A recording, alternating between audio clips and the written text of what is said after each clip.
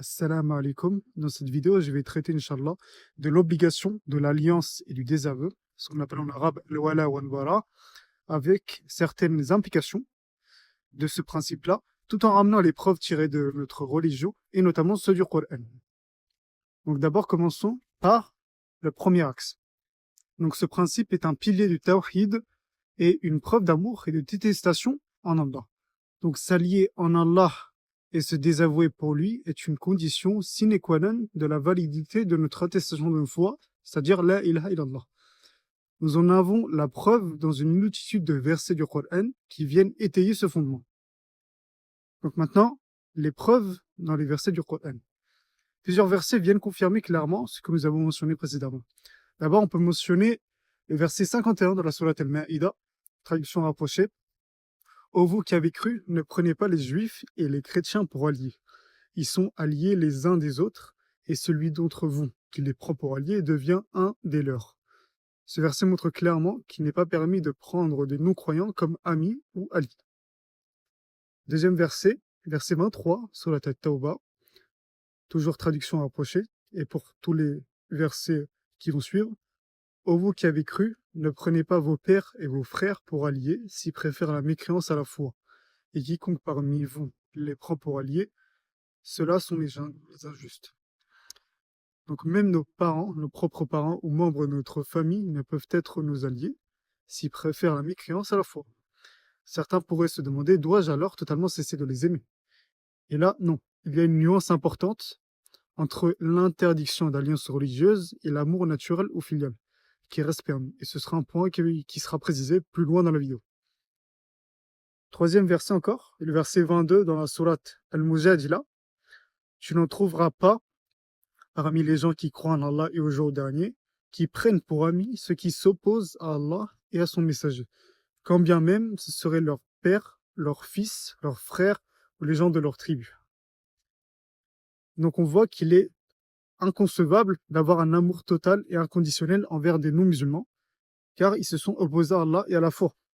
Ils ne méritent pas cet amour profond, et encore moins un amour pour leur religion. Et un tel amour inconditionnel mènerait à des interdits graves, comme de considérer leur religion comme bonne, ou la valider, ou encore les soutenir dans la croyance, ou fêter leurs fêtes religieuses pour leur faire plaisir, etc. Quatrièmement, verset 1, Surat al-Mumtahana. Ô vous qui avez cru, ne prenez pas pour allié mon ennemi et le vôtre, leur offrant l'amitié, alors qu'ils ont nié ce qui vous est parvenu de la vérité. Ce verset renforce encore cette notion d'alliance et désaveu pour la religion et pose la règle fondamentale du al-wala wal-bara. Je m'allie aux croyants et je me désavoue des infidèles, même s'il s'agit de ma propre famille. Et enfin, cinquièmement, on va terminer avec ce verset qui montre clairement que ce principe de désaveu n'est pas une nouveauté, ni un extrémisme, mais bien une partie intégrante de notre religion. Et quel grand modèle que le prophète Ibrahim, alayhi salam, un exemple pour nous tous, qui applique très bien ce principe des aveux ici-là, pour Allah. Surat al-Mumtahana, verset 4. Vous avez eu un bel exemple à suivre en Abraham et en ceux qui étaient avec lui, lorsqu'ils dirent à leur peuple, nous vous désavouons, et ce que vous adorez en dehors d'Allah, nous vous renions. Entre nous et vous, l'inimitié et la haine sont à jamais déclarées, jusqu'à ce que vous croyiez en Allah seul.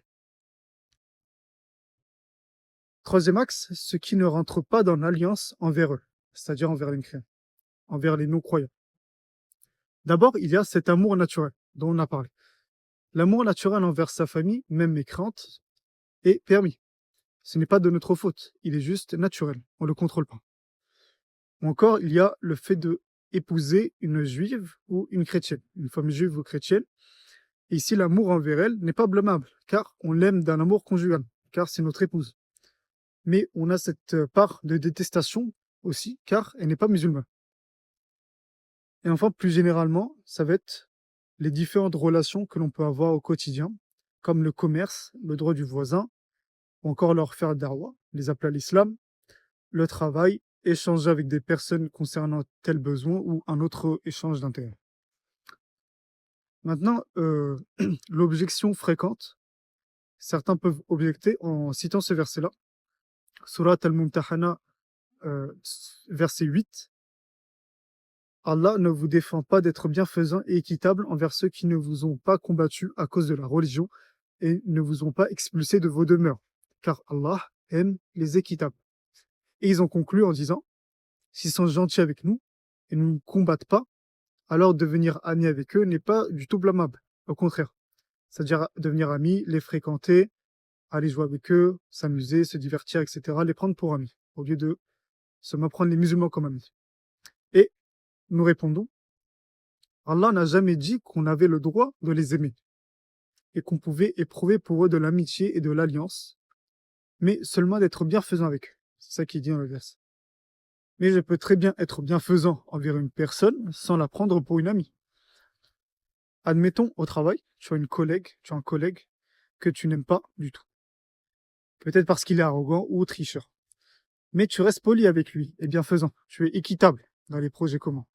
Mais tu ne vas pas traîner avec lui après le boulot, ni en faire ton ami intime.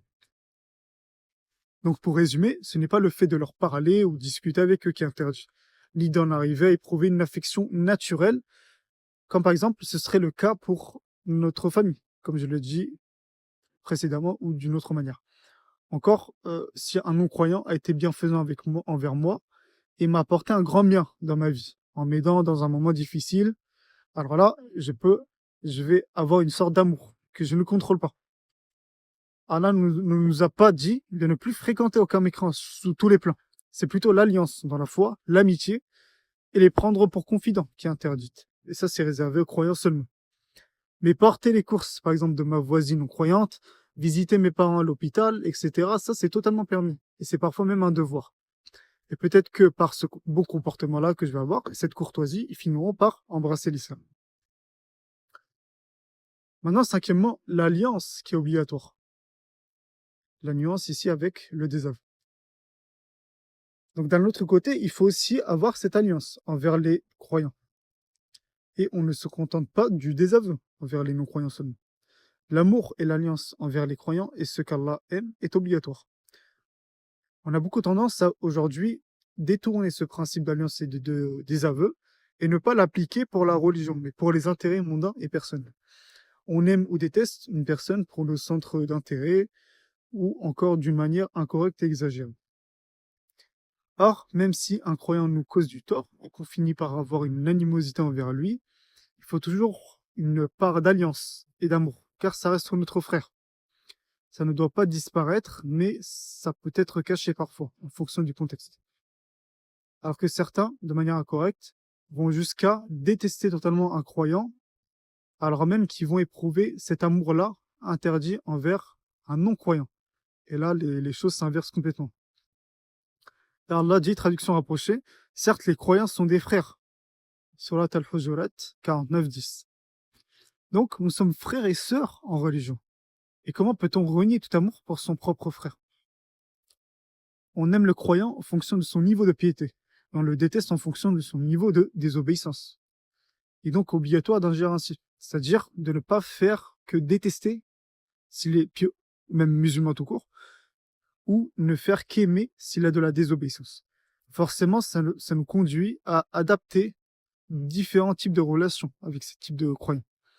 Si c'est une personne affichant une perversité notable, c'est-à-dire dans les grands péchés, etc., alors on n'en fera pas notre ami. Parce qu'on fait attention à nos fréquentations. Il nous tirera avec lui dans la désobéissance. Même si ce n'est pas instantané, il aura quand même une influence sur nous.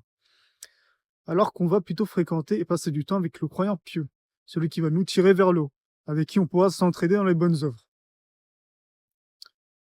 Maintenant, parlons du 6 max, d'où nous tirons notre compréhension de la religion. Nous tirons notre compréhension de la religion des salaf, c'est-à-dire les pieux prédécesseurs. Notre compréhension, elle est basée sur la leur. Ainsi, pour avoir une compréhension correcte et authentique des versets du Coran et des hadiths, notamment ce qu'on vient de citer ici, nous revenons toujours au Coran et à la Sunna, mais selon la compréhension des pieux prédécesseurs. Il ne s'agit pas d'interpréter les textes à notre manière, selon nos désirs, nos passions ou opinions personnelles, mais bien de revenir à la source, à la compréhension des 3 meilleures générations que le prophète a qualifiées de la sorte. Les meilleurs des gens sont ma génération, puis ceux qui les suivent, puis ceux qui les suivent. Hadith unanimement authentique dans Sahih al-Bukhari Muslim. Et dans un autre hadith authentique, le prophète sallam, il dit, les juifs se sont divisés en 71 sectes. Les chrétiens se sont divisés en 72 sectes. Et cette communauté se divisera en 73 sectes, toutes en enfer, sauf une. Les compagnons dirent, quelle est-elle, ô messager d'Allah? Il répondit, ceux qui se conforment à ma voix et à celle de mes compagnons. On peut également citer ces versets, toujours dans le sens, dans traduction rapprochée. Et quand on leur dit, croyez comme ces gens, c'est-à-dire les compagnons, ont cru. Ils disaient croire en nous comme ont cru les faibles d'esprit. Certes, ce sont eux les véritables faibles d'esprit, mais ils ne le savent pas. Surat al-Baqarah, verset 13. Autre verset, Surat al-Nisa, verset 115. Et quiconque fait scission avec le messager, après que la voie droite lui a été clairement exposée et suit un chemin autre que celui des croyants, nous le laisserons dans ce qu'il a choisi et le brûlerons dans l'enfer, et quelle mauvaise destination. Autre verset encore, Surat al-Baqarah, versets 137 à 138. S'ils adoptent la même croyance que la vôtre, c'est qu'ils sont bien guidés. Et s'ils se détournent, c'est qu'ils ne cherchent qu'à rester dans la contradiction. Allah te protégera contre eux, il est l'audient, l'omniscient. Attachez-vous à la religion d'Allah. Personne n'établit de religion meilleure qu'Allah, et c'est lui seul que nous adorons. Et enfin, Surat at-Tawbah, verset 100. Les tout premiers croyants parmi les émigrés et les auxiliaires, et ceux qui les ont suivis dans le bien, Allah les agrée et l'agrée. Il leur a préparé des jardins sous lesquels coulent des ruisseaux pour qu'ils y demeurent éternellement. Voilà l'énorme succès.